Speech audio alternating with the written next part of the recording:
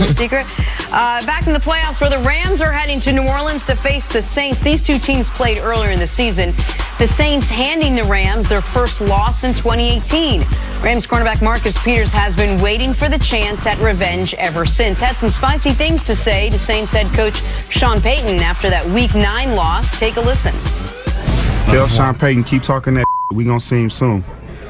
You feel me? Fair enough. Yeah, because I like what he was saying on the sidelines too. So tell him keep talking that and I hope you see me soon. You feel me? And then we gonna have a good little, nice little bowl of gumbo together. All right, so that was back in Week 9, but on Monday, Peters took to Twitter saying, it's Gumbo Week, let's eat. I think it has since been deleted. But, CC, how does the Rams' defense match up with the Saints' offense this time around? I think they have the ability to match up better than what we might have thought going into the season, because if you look to eliminate Dallas from taking over in the running game, Ndamukong Suh, Aaron Donald, the rest of that interior, they made a conscious effort. They're not going to run the football on us. So I do believe when people make up their mind that something's not going to happen, and they have the talent to be able to do it. But it really boils down to the back end of this defense. What was the difference in the first meeting? The inability for the Rams to be able to get off the field in third down, and the inability to negate big plays of the New Orleans Saints. So Marcus Peters, he's concentrating on Twitter. You need to concentrate on coverages, because one reason, there's several reasons why he is out of Kansas City. Number one is he's not dependable. All right, and that's meaning on and off the field. You don't know what he's going to say, and he will freelance and guess and drop coverages. We saw that last week's games. We saw that in the first meeting with the Saints. That's one of the things about him. He is a gambler. So how will Sean Payton, and it will be a head game, because Sean Payton will talk trash on the sideline. So this will be a back and forth. If I'm Marcus Peters, I need to concentrate on what I'm doing, because Amari Cooper is not the same thing as Michael Thomas. Michael Thomas being more physical and Marcus Peters wanting to play physical, that's Michael Thomas's game. So be careful if what you're trying to do doesn't play into the strong suit of what Michael Thomas and the Saints and Sean Payton are trying. They will definitely run a couple double moves against Marcus Peters and try to take advantage of his aggressiveness. So because you're totally right that Peters is the ultimate boomer bust corner. That his first couple years in Kansas City, he led the NFL in takeaways.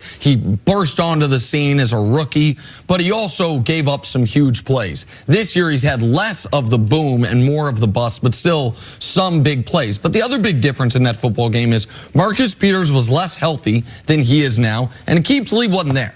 And so now you all of a sudden... McVay actually said Aqib Talib is the biggest difference between then and now. No, that was the biggest difference. I would expect Aqib Talib to get most of the time on Michael Thomas. I know we'll talk about this later in the week, but to me, Aqib Talib is better with a physical receiver than Marcus Peters is. I think Aqib Talib, that might be a better matchup. Then you do worry about Teddy Ginn's speed and who's going to deal with that. So it's pick how you want to die sometimes against the Saints offense. There's no great answer. But I thought Coach Mangini, and it pains me to say this, made a really great point yesterday about the Rams defense, which is it possible that Ndamukong Suh and others were easing their way through the regular season to get to this moment healthy, to get to this moment ready to go, because they're veteran players on one-year deals knowing we are here to win a championship? If that's the case, that is bad news for everyone, including the Saints, because we know the talent that's on this Rams defense, and if they are able to duplicate what they did rush defense-wise, then those corners are going to have a much easier time in passing. So something we haven't talked about a lot is the fact that besides Sheldon Rankins, these are two very healthy teams that are matching up, meeting up with everyone available.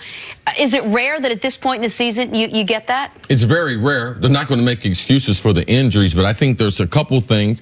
Andres Pete, the interior offensive lineman, he's dealing with a broken hand, played every snap last week. And we know Teron Armstead, the left tackle, he's dealing with a partially torn pec. So you're talking about with the Rams playing ascending defensively, totally different against the Cowboys. Man, if they can make that an advantage, man, against the Saints, now you're talking about if I knew that, then I would make the Rams a huge favorite, because the dominant team in the trenches, man, has a huge advantage in these games. And you mentioned it. The Sheldon Rankins injury is a big one for New Orleans. I know we weren't talking about the New Orleans defense, but when we do, that was a big loss they suffered in the divisional round. All right, we got to take a break. Coming up, will Tom Brady and the Patriots silence the doubters and